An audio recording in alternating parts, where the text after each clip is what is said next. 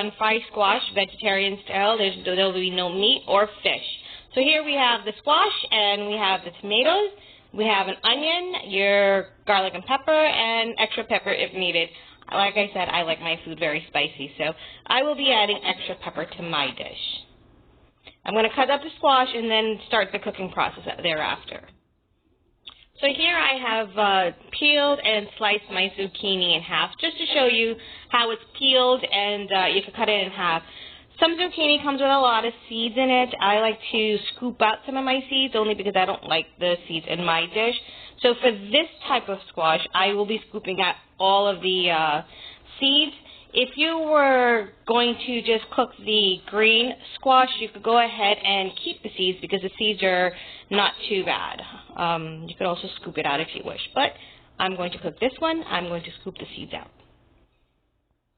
Just to give you an idea of how this green squash seeds are in this squash, you don't want to cook it because it will be hard and grainy in your zucchini dish. So, like I said, you could cut it out or scoop it out. Here's an option of cutting it out, and here's an option of scooping it out. So, to me, the cutting out was a lot better than scooping it out, as you can see. But either way, I'm going to cut this up into cubes, and we're going to go ahead and with the cooking process. So in your pot, what you're going to do is put in a couple of tablespoons of oil, and you're going to go ahead and put in your onions to fry. You're going to let this simmer for a couple of minutes, just so it could break down.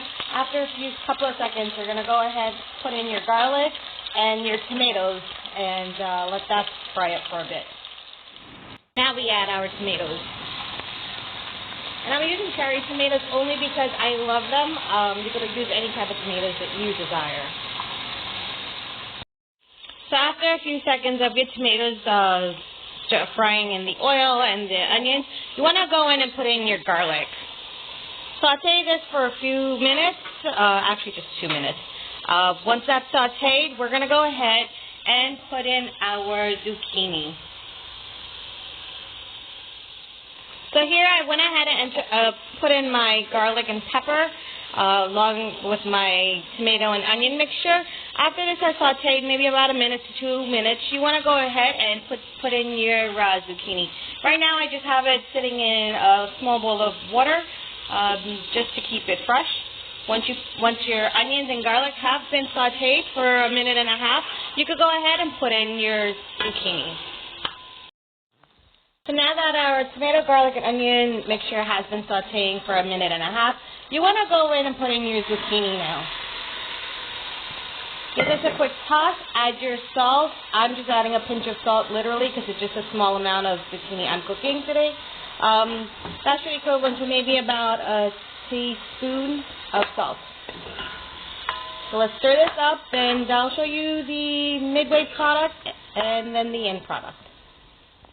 So here we are, midway of the zucchini cooking. As you can see, it did lose a bit of water, and I added about a quarter cup of water. And here you want to go ahead and let the zucchini just simmer on a medium-low heat to get a nice tender bite to the zucchini.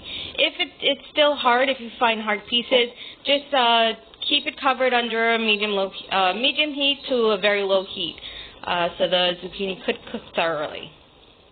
So here we are, 3/4 way of our cooking process. So here the water is evaporating lovely, and the zucchini is still a bit hard. So we're going to go for another 10 minutes of cooking covered on a medium heat.